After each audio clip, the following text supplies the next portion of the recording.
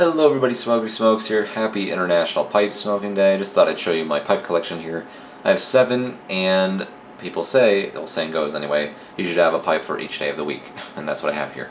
So I don't smoke that often, but yeah, it's just nice to have 7 pipes. Anyway, let's start with let's start with one of the cheaper ones, the Medico Cavalier.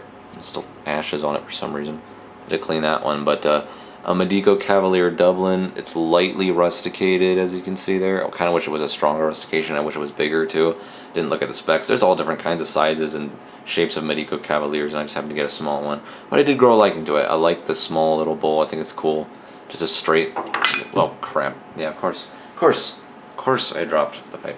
It's hard to fit it all in the camera, but yeah, I like this one. It's a short, straight little pipe you can move around easily. It's cool. I think it's also a sitter, which is a bonus. I really like that it has a plateau. Next up is the K Woody Saxon. These things are hard to find as crap. I cannot find these things, or at least I couldn't a couple months ago when I was buying them. This is the only one I bought. I just went with a billiard one. It is a rusticated pipe as well. It has sort of a purple haze to it, a pinkish purple haze.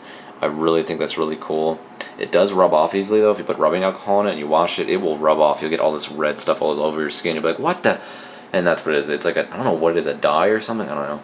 But I think it's just really cool. It has a purple haze to it. It is a bent pipe. I prefer bent over straight. Still like straight pipes too, but smokes really well. Unfortunately, I accidentally ghosted this thing.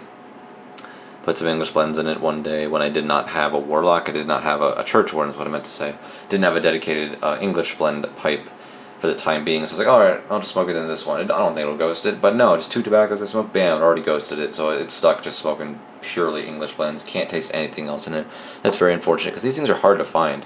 And they're cheap too. They're not that expensive, 20, 25 bucks or something. I want more, but I can't freaking find them. Next up, one of my favorite, just like classic bold designs that just it just fits my personality a lot. I think I just like this Dr. Grobo Freehand. It's basically a cheapo freehand.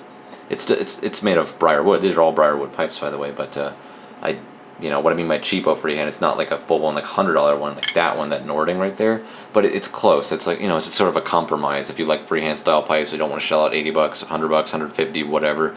This is a good compromise, I think. So yeah, Dr. Grobo Freehand. It's cool. They have variations on them and such.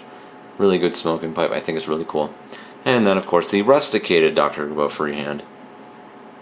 I think this one's cool as well. Dublin. I love Dublin bowls, by the way. But, yeah, I like the rustication on there. It's not like a really, fine rustication. It's very big old chunks taken out of it. Focus. So I just think that's really cool. This is a cool one, too. But I think I like the smooth one a little bit better. The rusticated ones tend to smoke a little bit cooler than the smooth ones, but either way. And then this was a gift from my sister-in-law. She knew I was into pipes.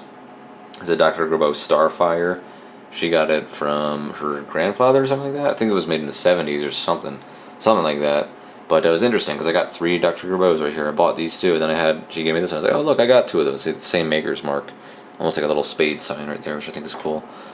It smokes alright. It's very, very ghosted from whatever flavor was in it. It had a huge cake on it. I scraped a lot of it off. It has an interesting bowl shape. I don't know what the name of that bowl shape is. Someone please help me out with that. I think it's interesting though. I think it's cool. I like how it's a sitter. See right there? I think that's really awesome. I like how the stem screws on. I wish more pipes would do this. I don't know why they don't these days. If there's a reason, please tell me why. But other than that, yeah. I like the screwing factor. I don't like the pressure thing because they can be hard to pull off. And, eventually it might lose its pressure. Then you're screwed if that happens. Yeah, no pun intended, screwed. I like the fact that it screws, though. I only smoked a couple times with it, but it's just kind of old, and that old pipe cake flavor is still in it. I wish I could clean it out, but clean the crap out of it. This thing didn't even screw on properly. Like, it would bend all the way that way. I fixed that up.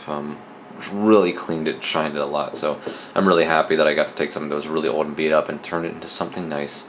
So even though I don't smoke from it very often, I still have it. I still think it's really cool. Dr. Grobo Starfire.